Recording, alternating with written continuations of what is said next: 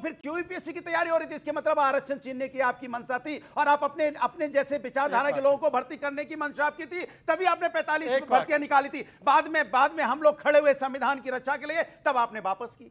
इसी तरह से आपको वापस करना पड़ेगा। सुन लीजिए कान खोल के, अग्निवीर योजना भी आपको वापस करनी पड़ेगी, ओल्ड पेंशन स्कीम भी आपको लागू करनी पड़ेगी। हम लागू करवा के रहेंगे। एक वाक्य, केवल एक वाक्य। संविधान के साथ है, यूसीसी के साथ खिलाफ। हम संविधान यूसीसी के साथ खिलाफ। नो जवाब। अब मेरी पूरी बात से बोलोगे, जवाब तो मुझसे लोगे ना। अरे पर अपने समय पर दोगे ना आप। तो ये बोलो, घुसपैठ मत कीजिए ना। वो तो रोहिंग्याओं के लिए छोड़ रखा है आपने कहा। अब सुन लीजिए, अब सुन लीजिए। अरे सुन लो भाई, अरे रोहिंग्या में मुसलमान दिख गया इनको। मैं सख्त आपत्ति करता हूँ। रोहिंग्या मुसलमान, इनके लिए रोहिंग्या मुसलमान है, इनके लिए अब्दुल कलाम आजाद मुसलमान नहीं है, रोहिंग्या ही मुसलमान है। देखिए अब सुन लीजिए, अरे सुन लीजिए भाई, सुन लीजिए। अरे आपने तो अबू आजमी को अपना लिया है, याकूब मेमन की पैरवी करने वाले। सुन लीजिए, दूसरी बात इन्होंने बोला हम तो संविधान के साथ है। रिजर्वेशन इन प्रमोशन किसने रोका था? इन्होंने। इनसे पूछ लीजिए, सबसे पहले रिजर्वेशन के बारे में 1961 से लेकर 1980 से 90 तक मंडल का विरोध किसने किया? गांधी परिवार ने। और आज उनके साथ बैठकर रिजर्वेशन पर ज्ञान बांट रहे हैं। अच्छा एक बार इनसे पूछ लीजिए, सुन लीजिए, ये लैटरल एंट्री के बारे में बोल रहे हैं ना, मनमोहन सिंह कहां से आए? मनमोहन सिंह खुद लैटरल एंट्री है, मतलब ये बोल रहे हैं मनमोहन सिंह एंटी रिजर्वेशन। सुन लीजिए, और आखिरी बात इनसे पूछना चाहता हूं, ये जो हमारे शिवसेना के जो कहते हैं, मैं शिवसेना कहूं, सावरकर जी का असली तो हमारे साथ है, ये तो नकली है, ये तो फर्जी है। इनका चेक करना पड़ेगा, इनका चेक करना पड़ेगा, इनका सर्टिफिकेट चेक करना पड़ेगा। अरे सुनिए, अरे सुप्रीम कोर्ट ने बोल दिया हमें। एक समय वो था 2019 तक, जब हम एक स्वर में एक साथ बोला करते थे। जी, और जिस मुख्यमंत्री पद के लिए इन्होंने अपने 30 साल पुराने साथियों को छोड़ दिया, वो मुख्यमंत्री पद इन्हें आज भी नहीं मिला महाराष्ट्र में। आज भी अपने मुख्यमंत्री को डिप्टी सीएम बनाने के लिए तैयार हो गए ये। और जिन्होंने इनकी 2 दिन में सरकार गिरा दी थी, अजीत पवार जी ने, उनको फिर से अपने स्कूल में एडमिशन देकर के फिर से उप मुख्यमंत्री बना दिया। और ठाकरे परिवार को आज ये जिन्होंने 30 साल तक सत्ता के साथ समझौता किया, उनको मुख्यमंत्री देने के लिए तैयार नहीं है। ऐसा क्यों? मतलब आप आज ये हमें कह रहे हैं नकली। लेकिन एक मराठी मानुष एकनाथ शिंदे सीएम है, आपको बुरा लग रहा है वो?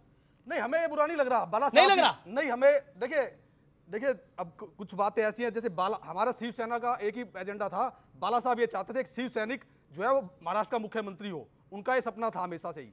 तो जिस तरीके को उन्होंने अपना, उस तरीके से हम खिलाफ हैं। वो तो बाला साहब तो ये भी कहते थे कि अगर मेरी पार्टी का कांग्रेसीकरण होने लगेगा तो मैं ये दुकान छोड़ के बंद कर दूंगा। लेकिन आप तो कांग्रेस के साथ जाके मिल गए। नहीं, कांग्रेस के साथ जाके नहीं मिले हैं, उनके किसी भी गठबंधन के साथ होगा ना, गठबंधन के साथ ही तो ये भी रहे हैं, लेकिन उनके किसी विचार को जी। इन्होंने कहा कि हम लोग जो है असली शिवसैनिक है। असली शिवसेना की पहचान क्या थी? कि मराठी मानुस और हिंदुत्व की लड़ाई। अब मैं आपसे पूछना चाहता हूं, मराठी मानुस पर कांग्रेस ये कहती है, सुनिए। अरे मैं मराठी मानुस, अगर सुन लीजिए, बदलापुर में रेप करेगा, मराठी मानुस रेप करेगा। और सुन लीजिए सर, प्लीज बीच में मत बोलिए। मराठी मानुस रेपिस्ट है। और दूसरी बात, सनातन समाप्ति डीएमके ने बोला, सनातन बीमारी खड़गे जी के बेटे ने बोला। खड़गे जी ने कहा सनातन का राइज हो जाएगा, और उन्होंने कहा हिंदू धर्म धोखा है, रामचरितमानस पोटेशियम साइनाइड है। बताइए, आप शिवसेना में है तो बताइए कि इनके ऊपर क्या स्टैंड है आपका? एक बार बता दीजिए आपका क्या स्टैंड है? हिंदू विरोध था। जो कांग्रेस के प्रवक्ता आलोक शर्मा ने बोला, उस पर आपका बयान क्या है? देखिए, हमारी अपनी विचारधारा है, हम अपने साथ हैं आलोक शर्मा के। नहीं, देखिए, कोई भी हिंदुत्व विरोधी जो बात है उसके साथ हम नहीं है। हिंदुत्व विरोधियों के साथ गठबंधन करना एक अलग चीज है, और अपने गठबंधन तो इन्होंने भी कर रखा है। नीतीश कुमार हिंदुत्व विरोधी नहीं है क्या? नीतीश कुमार पीडीपी हिंदुत्व विरोधी नहीं थी क्या? नीतीश कुमार ओके बोलिए, जवाब। नीतीश कुमार सर्वधर्म संभावी है। आप इस बात को समझिए। नीतीश कुमार का एक बयान दिखाइए हिंदुत्व के विरोधी है वो। उन्होंने साफ बोला है। आप कुछ भी बोल रहे हैं, हिंदुत्व विरोधी है, पीडीपी का हिंदुत्व विरोधी नहीं है। ज्ञान को थोड़ा बढ़ाइए। 30 साल आप अपने थोड़े ज्ञान को बढ़ाइए। दिक्कत क्या है कि शिवसेना ने एक ऐसा कैक्टस खाया है गले में, कांग्रेस नाम का, ना निकलते बन रहा है ना अंदर भेजते बन रहा है। ये दिक्कत है। मतलब क्या कांग्रेस, इन्होंने बोला कांग्रेस नाम का कैक्टस आप खा चुके हैं, अंदर भी नहीं जा रहा, बाहर भी नहीं आ रहा। देखिए, कांग्रेस नाम का कोई कैक्टस नहीं है। कैक्टस कौन खाता है? मतलब ये अगर गठबंधन करे किसी ऐसी पार्टी से जिनका जो हिंदुत्व विरोधी पार्टियां हैं, तब इनका हिंदुत्व। कांग्रेस हिंदुत्व विरोधी है? कांग्रेस हिंदुत्व विरोधी है, लेकिन इसका मतलब ये नहीं है, कि वो देश विरोधी है। आप लोग कांग्रेस के साथ हो, माफ करिए कि लेकिन मुझे तो वो कादर खान और जॉनी लीवर की फिल्म याद आ रही है। मतलब मैं आपके साथ हूं। देखिए, हिंदुत्व विरोधी हमारे देश के अंदर कई पॉलिटिकल पार्टियां हैं। कौन लेकिन कौन एक सेकंड, हिंदुत्व विरोधी है कौन पार्टी है? जैसे कि कांग्रेस है, जैसे कि पीडीपी है, जिनके साथ इनका गठबंधन 30 साल रहा। ये सपा और आरजेडी ये भी है क्या? सपा भी हिंदुत्व विरोधी है वैसे तो।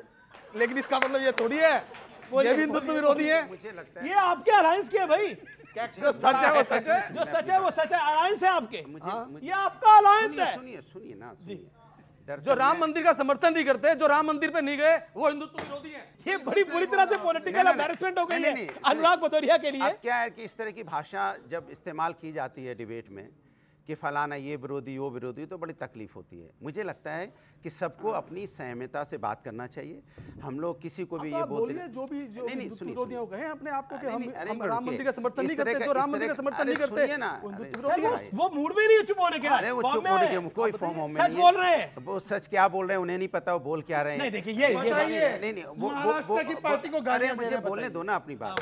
देखिए सवाल ये है कि वो क्या बोल जा रहे हैं उन्हें पता नहीं है, लेकिन मुद्दों पे आना चाहिए हम लोग को, क्योंकि हम लोग मुद्दों से डाइवर्ट हो रहे हैं। हम बार-बार ऐसी बात आप सोच समझ के नहीं बोल रहे।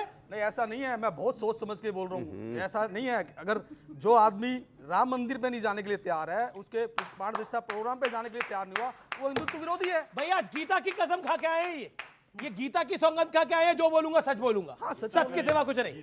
वो क्या बोल रहे हैं उन्हें खुद नहीं पता। सारे जहां से अच्छा हिंदुस्तान हमारा इसलिए कहा जाता है, हम सभी धर्मों का सम्मान करते हैं, नफरत नहीं फैलाते हैं। कि नफरत फैला रहे हैं। अब आप जो है ये बुला करके इनको क्या बुलवाना चाह रहे हैं, ये हम लोग समझ नहीं पा रहे हैं। हम ये कह रहे हैं सच बात बोल रहे हैं। ये इनके हमारे पास तो उद्धव ठाकरे की सिपाही है। अरे भाई उद्धव ठाकरे जी ने क्या कहा सुनिए, वहां क्या कहा बताइए। ये क्या कह रहे हैं? वो कह रहे राजीव गांधी को समझने में हम गलती हुई लोग यहाँ हिंदू मुस्लिम नहीं, हम लोग बेरोजगारी महंगाई की बात करने वाले लोग हैं। ये कुछ कहना चाह रहे हैं। वो एक अच्छे पॉलिटिशियन है। ऐसा थोड़ी है कि कांग्रेस, ऐसा नहीं है कि कांग्रेस ने इस देश के लिए कुछ किया ही नहीं। कांग्रेस ने इस देश को आजाद कराया है, कांग्रेस ने इस देश को आजाद कराने के बाद इस देश को बनाया है, चलाया है, और आज भी कांग्रेस के कारण ही हमारा देश चल रहा है। वो ठीक है कि दूसरी जो पॉलिटिकल पार्टियां हैं, चाहे वो अटल बिहारी वाजपेयी साहब रहे, चाहे मोदी साहब है, अपने तरीके से एक रिनोवेशन कर रहे हैं, देश को आगे ले जाने में काम कर रहे हैं। मगर ऐसा नहीं है कि कांग्रेस ने कोई काम नहीं किया, या कांग्रेस ने इस देश को आजाद नहीं कराया, या कांग्रेस ने इस देश को चलाया नहीं, ऐसा नहीं है। वो हिंदुत्व विरोधी बात इसलिए आती है क्योंकि उन्होंने राम मंदिर का समर्थन नहीं किया, क्योंकि उन्होंने काशी और मथुरा का समर्थन नहीं किया, और ऐसे बहुत से मुद्दे हैं जिस मामलों पर कांग्रेस को समर्थन करना चाहिए था, और इन मुद्दों पर समर्थन नहीं करने के कारण आज कांग्रेस सत्ता से बाहर है। और इस चीज को राहुल गांधी जी ने समझा है, और समझने के बाद अब वो हिंदुत्व वाली विचारधारा पे चलने के, अपने आप को चेंज करने के लिए भी तैयार है। वीर सावरकर के विषय में, वीर सावरकर जी के विषय में पहले बहुत बोलते थे खिलाफ, लेकिन हमने समझाया, अब नहीं बोलते उनके खिलाफ। अच्छा, आपने समझाया, राहुल जी समझाया, बिल्कुल पढ़ाया हमने। अब आप समझ गए, अब आप समझ गए के खिलाफ नहीं बोलते, हम हमेशा से वीर सावरकर जी के साथ। इन्हें नहीं समझा पा रहे आप समाजवादी पार्टी वालों को। समाजवादी पार्टी भी समझेगी इनको, हमने क्या समझा। पर अबू आदमी तो मिले उद्धव ठाकरे जी से, समझे नहीं क्या? किसी से मिलने से, किसी के नाम मिलने से इससे कोई बदल नहीं जाता। अब मैंने अगर इनसे हाथ मिला लिया, ये कह रहा है आपको चेक करना होगा आप किस पार्टी के प्रवक्ता है। सर हमें चेक कर लीजिए, आप किस पार्टी चेक करेंगे। 5 साल हो गए मुझे, 5 साल हो गए मुझे डिबेट करते हुए, 5 साल हो गए प्रवक्ता के तौर पर आते हुए। मुझसे अब भी कई लोग पूछते हैं कि आप हो किस तरफ। अगर मैं सही बात बोलता हूँ तो पूछते हैं हो किस तरफ। उद्धव ठाकरे जी का क्या लाइन है ये ना बोलिए, क्या लाइन जांच क्यों रहे उन्हें भाई?